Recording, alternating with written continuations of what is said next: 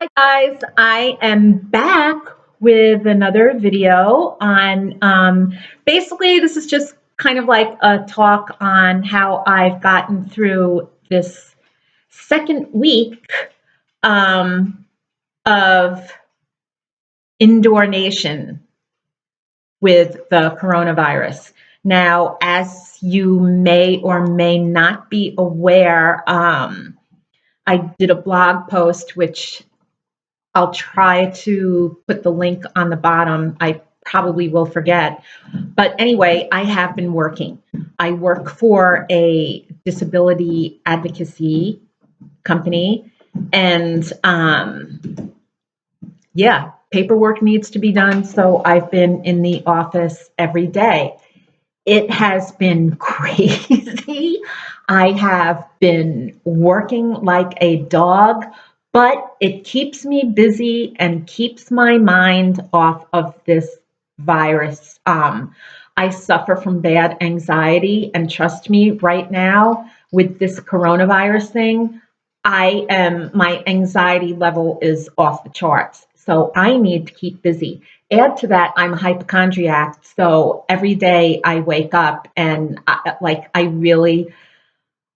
have severe anxiety over this. So for me, keeping busy and having a sense of normal is a good thing for my mental health. I do take precautions. I wear a mask to and from the office.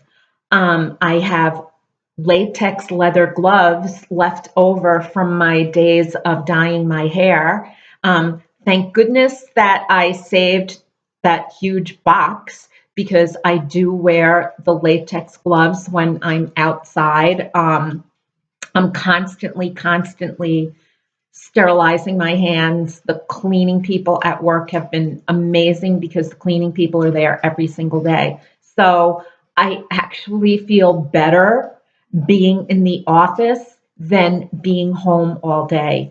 Um, but what it comes down to, what am I doing on the weekends? I can't go out. I do not go out after work. I come right home and I stay home. On the weekends, on the weekends, I wake up, I'm home, and I don't venture out. Although yesterday we did venture out with masks and gloves to get flowers. I think it's really important at this time of Indoornation that we make our homes as comfortable as possible.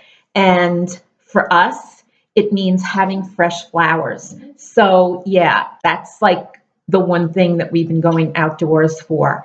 Um, Now, as you know, we live in Pennsylvania, in the Philly area, and all the state liquor stores are closed. And I personally, wait, hold on. Chippy is barking, so I have to let him outside. Hold on, I'll be right back. Save that thought.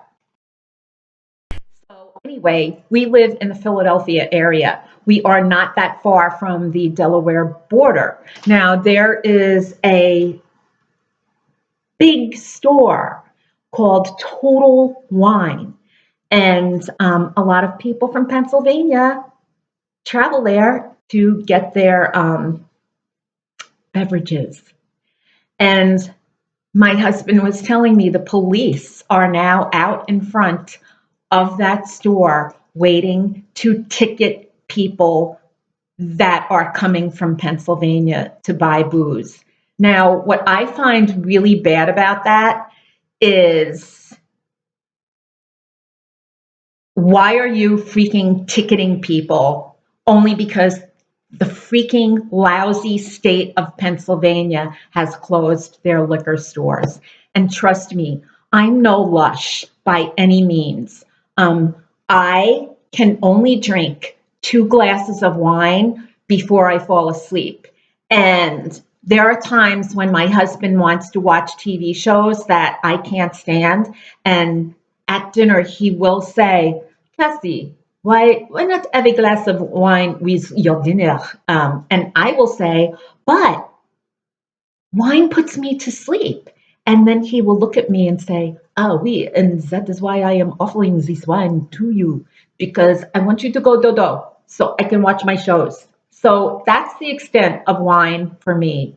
I just, I, it makes me sleepy. But I do love my champagne mixed with creme de cassis. So I do love my Kir Royale. And on Friday, Saturday, and Sunday, we have Kir Royale before dinner. So that's basically it. We're not drinking to get drunk. We're not drinking because we have an issue. We're drinking because we're just social distancing ourselves from everybody else and enjoying a nice little aperitif. And I think for the state of Pennsylvania to close the liquor stores is so nasty and horrible, because there are a lot of people, especially parents right now with kids, who really need a little bit of relaxation. And if alcohol relaxes them and can make them a possibly better parent so that they're more patient with their children while their children are indoors with them, what is wrong with that? As long as you're not falling into furniture, as long as you're not drop down drunk, what's the matter with an alcoholic beverage or two? I'm sorry, these are trying times, and having a drink is better than shooting up crack or buying cigarettes and like chain smoking. Okay? I rest my case on that one. But what I've been doing is a lot of baking. As you can see, I have my flour out on the counter. Yesterday, I made pain à raisin, and I made 2 brioche loaves for my husband. Hold on, I'm going to pause this and I will show you one of the brioche loaves that I made. Okay, hold on, I'll be right back. Here's one of the brioche loaves that I made. The other one is kind of in my husband's stomach, and the rest of the pain à raisin is in the freezer because that's one of his favorite pastries. So I wrapped them individually and put them in a plastic bag in the freezer. So in the morning, he can take one out, and then after we have dinner, he can enjoy it for a dessert of sorts. But anyway, here's the second brioche that I made, and I made 2 loaves and 12 pain à raisin from one recipe of brioche dough. I will put the link to Thomas Keller's brioche dough down below, just in case you feel inclined to try something different. For me, being indoors on the weekends just gives me a little bit more creativity as a cook. Last night, we had chicken tinga. I decided that last night would be Mexican food night, because what I've been doing while we're indoors on the weekends is I'm just going to do global food every weekend. Last weekend, I made Vietnamese lemongrass chicken. This weekend, last night, I made Mexican chicken tinga, and it turned out so good. It was so smoky and so delicious, and we had them on soft tacos. I was very happy. And during the day, I made brioche. And I found out that I was very lucky to have gotten yeast, because a couple of my friends said that they were unable to find yeast in the stores, but I have a supply at home that's good for another couple of months, so I'm in good shape. And don't be intimidated by baking any kind of bread. Now, brioche bread takes time because you make it one night and then you kind of leave it in the refrigerator overnight. It's a very delicate dough. It's more like a batter when you start out, but when you end up, it's actually a dough. But it's so buttery, and there's just a hint of sweetness, and it's wonderful toasted. Like it's just great. You can let it go stale and make French toast with it. Like, I am a big lover of brioche, and that's that's it. Tonight, we're going to have Chef Ludo Lefebvre's family souffle for dinner. I am a huge fan of him, of him. I'm a huge fan of Chef Ludo. His escargot recipe is my go-to recipe, and I make that all the time. In fact, yesterday, via Federal Express, I got 2 cans of snails in the mail. So now I have a stash, so I'll be able to make escargot in utter pleasure and delight. So that's it. Tonight, I'm going to be making the family souffle, and I'm really looking forward to that. Now, another thing that I've been doing is polishing silver, and you would not believe like how pretty stuff is beginning to look. Hold on, I'll be right back. I'm going to get a few items for you to look at, okay? Hold on. Okay, I have 3 items to show you. I know it probably sounds corny, but if you have silver or if you have anything that's tarnished around the house, that was a really good time to start cleaning them. This is an antique, huge ladle that people used to use over their hearths and fireplaces to scoop out food. Now, this entire ladle was gray. It was horrible. So I just took some Brasso and Brillo pads and just kind of cleaned, and it turned out to be really beautiful. I don't use this. I keep this in our living room on an antique dresser that we have. And in that dresser, I keep our table linens. And it's just like one of those pieces that we just kind of like to have. Hold on a second before I get to the next one because Chippy is barking to come in. So hold on. I'll be right back again. Hold on. Okay, so I'm back. And another item is this silver ladle. This I actually polished after making the chicken tinga yesterday. It was really, really tarnished. And I honestly didn't know if it was one of those cheapies that I purchased or if it was something that I had for a long time. So I polished it and I was amazed. Like this was freaking black. This was like charcoal gray to black. And it took me 10 minutes to clean. And I was so happy with the results. And now I am only going to use it for special occasions. Actually, I'm not. I'm just going to use it every day because why not? That's what the stuff is there for. And then lastly,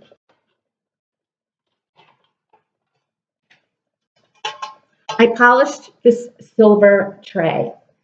I remember when I got this. This tray is, oh my goodness.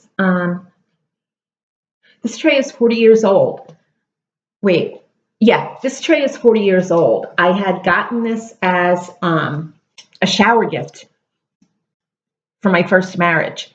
And I found it yesterday in a cabinet.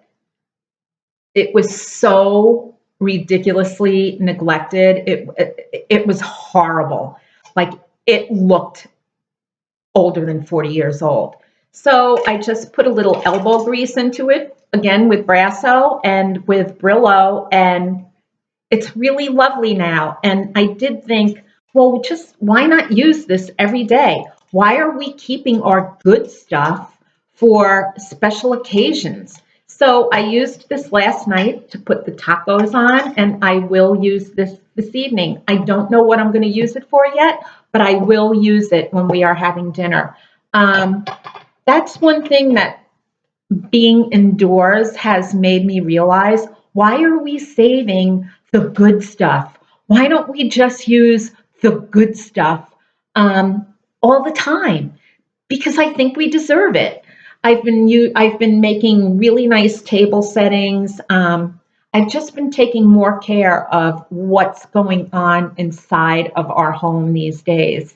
Because after all, our homes are our castles. Our homes are where we can come to relax. So that's another thing that I just wanted to kind of put out there of what I was doing.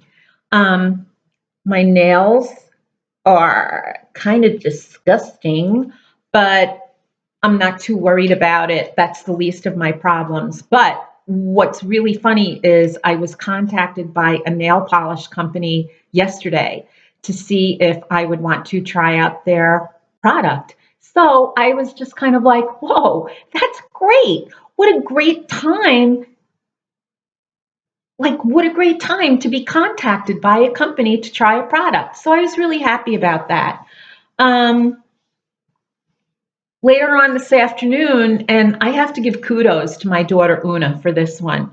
My niece Isis, her birthday is today. So what my daughter decided to do was get the whole family linked onto her Zoom for this afternoon. And this afternoon, we're going to have kind of like a virtual birthday party for her. And I'm really looking forward to that because she's a great kid. She's my brother, my brother Pete, he passed away in November, and Isis is his daughter. I have two nieces, his daughter Jasmine, who's older, and Isis, who is going to be, well, she is 11. So it'll be nice because to me, she looks just like my brother. So it will be nice to have the family together and to wish her happy birthday. So there's a lot of things that we can do indoors. You can reach out to your families via the internet. If you have a program like Zoom or Skype, you can do all that sort of thing. You can go through your cabinets and take out old stuff and give them a facelift. Unfortunately, I can't get a facelift because I can't afford it, but I can give my stuff a facelift. I've been cleaning purses, I've been doing all that stuff. So, yeah, it's good to keep busy because, to tell you the truth, I'm really getting tired of watching the news because the news has a tendency to be so morose. This is a morose time. And I would rather kind of be reminded at some point, not all the time, just maybe once in a while, like once in a while, I wouldn't mind being reminded that most of the people that get this virus survive. Why isn't the press mentioning that? It's all about disaster and depression. And at this point, we don't want to be reminded of it. Yeah, I get why you're reminding it. I mean, earlier today, one of my neighbors, and when I say neighbors, I don't mean the people next door, but somebody down the street, their kids were outside on bicycles making noise, like having the time of their lives. And it was like, do these parents not realize that they're putting their child or children at risk? They didn't have masks on. They were frolicking about like nothing's going on, and something is going on. Do these parents not realize that there are adults and other children that have compromised immune systems?